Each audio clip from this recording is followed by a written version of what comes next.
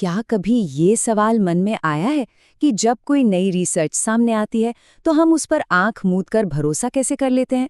आखिर वो कौन सी चीज है जो विज्ञान और अनुसंधान की दुनिया को भरोसेमंद बनाती है? नमस्कार। आज के इस गहन विश्लेषण में हम ज्ञान की दुनिया के इसी सबसे महत्वपूर्ण और बुनियादी विषय पर बात करने वाले हैं, शोध नैतिकता यानी रिसर्च एथिक्स। जब भी कोई नया शोध पत्र प्रकाशित होता है तो उसकी विश्वसनीयता कायम रखने के लिए कुछ बेहद कड़े नियम काम कर रहे होते हैं। आज हम इन्हीं बुनियादी नियमों और विश्वविद्यालय अनुदान आयोग यानी यूजीसी के उन सख्त रेगुलेशंस की गहराई से पड़ताल करेंगे जिन्हें हर शिक्षाविद को जानना ही चाहिए। तो चलिए बिना किसी देरी के सीधे मुद्दे पर आते हैं। आज की हमारी इस चर्चा का रोड मैप बहुत ही स्पष्ट है। हम 4 अहम पहलुओं पर बात करेंगे। पहला, शोध नैतिकता का परिचय। दूसरा, इसके 10 मूल सिद्धांत। तीसरा, साहित्यिक चोरी यानी प्लेजरिज्म और उसके प्रकार। और अंत में यूजीसी के नियम और उनके कड़े दंड। तो शुरुआत करते हैं हमारे पहले हिस्से से, शोध नैतिकता का परिचय। ज्ञान की खोज में आखिर नियमों की जरूरत क्यों है? देखिए, रिसर्च एथिक्स कोई बोरिंग सी रूल बुक नहीं है। ये असल में एक बहुत बड़ी जिम्मेदारी है, एक कमिटमेंट है। इसका सीधा सा मतलब है कि कोई भी शोध करते समय नैतिक मूल्यों और मानकों का पूरी तरह से पालन किया जाना चाहिए। सत्यनिष्ठा, पारदर्शिता और जिम्मेदारी, ये 3 शब्द किसी भी अच्छी रिसर्च के आधार स्तंभ होते हैं। अगर ये स्तंभ गिर जाएं, तो मानकर चलिए कि वैज्ञानिक समुदाय का पूरा ढांचा ढह जाएगा। सबसे बड़ी बात यह है कि शोध के दौरान किसी भी प्रतिभागी को या समाज को कोई नुकसान नहीं पहुंचना चाहिए। अब सवाल उठता है कि ये सब इतना महत्वपूर्ण क्यों है? असल में नैतिकता का मतलब सिर्फ टिक बॉक्स भरना नहीं है।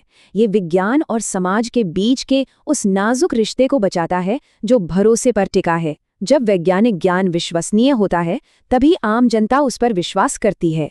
यही नैतिकता शोधकर्ताओं को उनके काम के प्रति जवाबदेह बनाती है और ये पक्का करती है कि रिसर्च के परिणामों का इस्तेमाल समाज के भले के लिए हो। अब बढ़ते हैं दूसरे हिस्से की तरफ, जहां हम बात करेंगे नैतिकता के उन मूल सिद्धांतों की जो हर रिसर्चर के लिए एक कंपास की तरह काम करते हैं।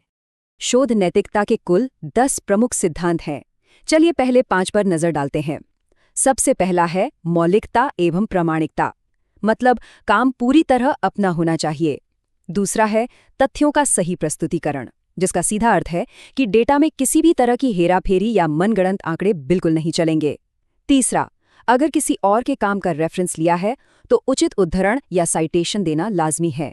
चौथा है सूचित सहमति और 5वां है गोपनीयता एवं निजता। मौलिक विचार और डेटा के साथ 100% ईमानदारी ही विश्वसनीय शोध की असली नींव है।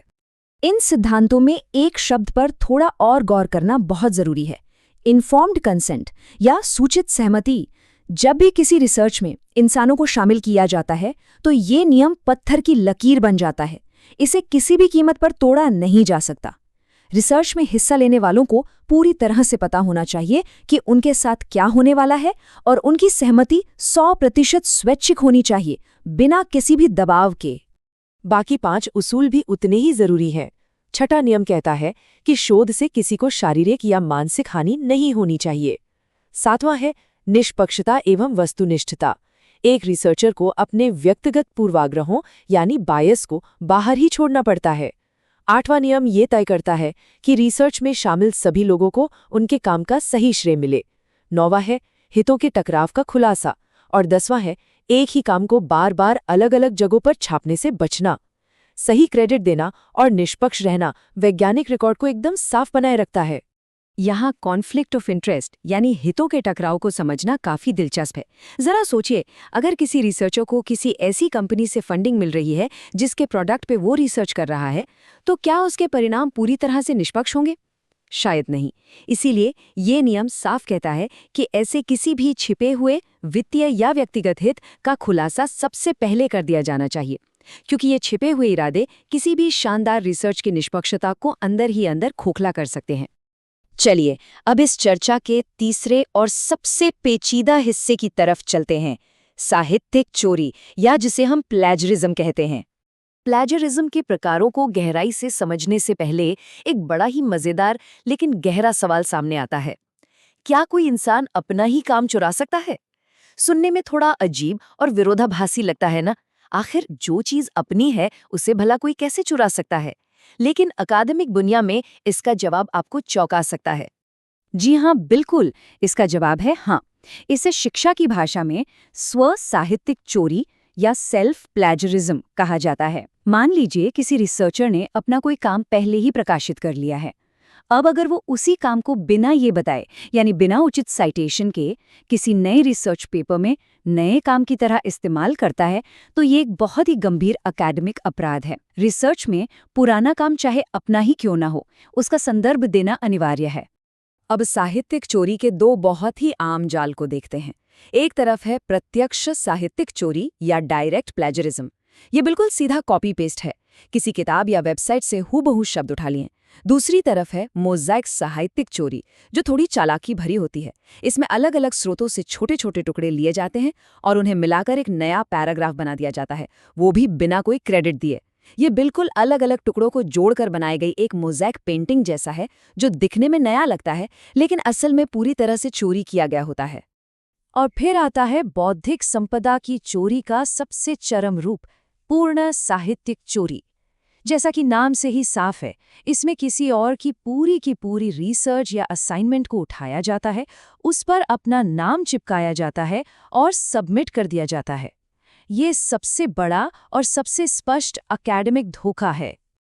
अब हम इस विश्लेषण के चौथे और आखिरी हिस्से में आ गए हैं।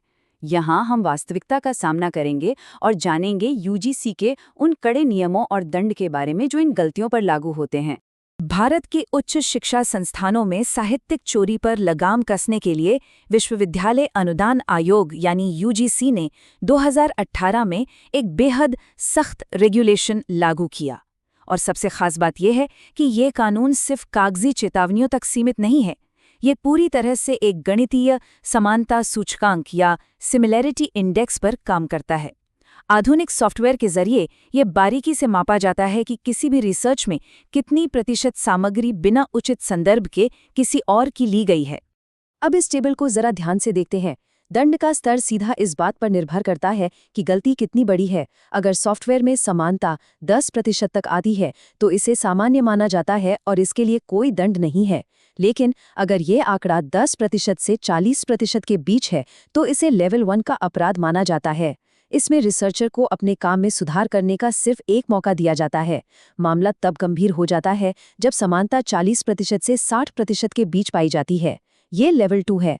यहाँ शोधकर्ता पर पूरे 2 साल तक कोई भी नया शोध प्रस्तुत करने पर सीधा प्रतिबंध लगा दिया जाता है। किसी भी रिसर्चर के लिए 2 साल का बैन उसके करियर पर बहुत बड़ा दाग है। और अंत में वो आंकड़ा जो किसी भी एकेडमिक करियर के लिए बुरे सपने जैसा है, 60% से अधिक समानता। अगर किसी की रिसर्च में 60% से ज्यादा हिस्सा कॉपी किया हुआ पाया जाता है तो ये लेवल 3 का सबसे भयंकर अपराध है। इसकी सजा, इसमें छात्र या शोधकर्ता का रजिस्ट्रेशन उसी वक्त रद्द कर दिया जाता है। इसका सीधा सा मतलब है कि एकेडमिक बेईमानी को किसी भी स्तर पर बर्दाश्त नहीं किया जाएगा। करियर खत्म। इस पूरे विश्लेषण के बाद एक बहुत ही गहरा सवाल उभर कर सामने आता है। क्या रिसर्च में अपनाया गया एक छोटा सा शॉर्टकट वर्षों की उस कड़ी मेहनत और तपस्या पर भारी पड़ सकता है? आज हमने विस्तार से देखा कि शोध नैतिकता कोई किताबी बातें नहीं हैं। ये वो पिलर्स हैं जो विज्ञान की साख को बचाते हैं। एक छोटी सी चोरी, थोड़ी सी लापरवाही यूजीसी के इन कड़े नियमों के तहत एक बेहतरीन करियर को पल भर में राख कर सकती है। अकादमिक सत्यनिष्ठा कोई चॉइस नहीं है, ये एक पक्की शर्त है। उम्मीद है इस चर्चा से शोध नैतिकता की गंभीरता और इसका महत्व पूरी तरह स्पष्ट हो गया होगा। हमारे साथ इस अहम विषय को समझने के लिए आपका बहुत बहुत धन्यवाद।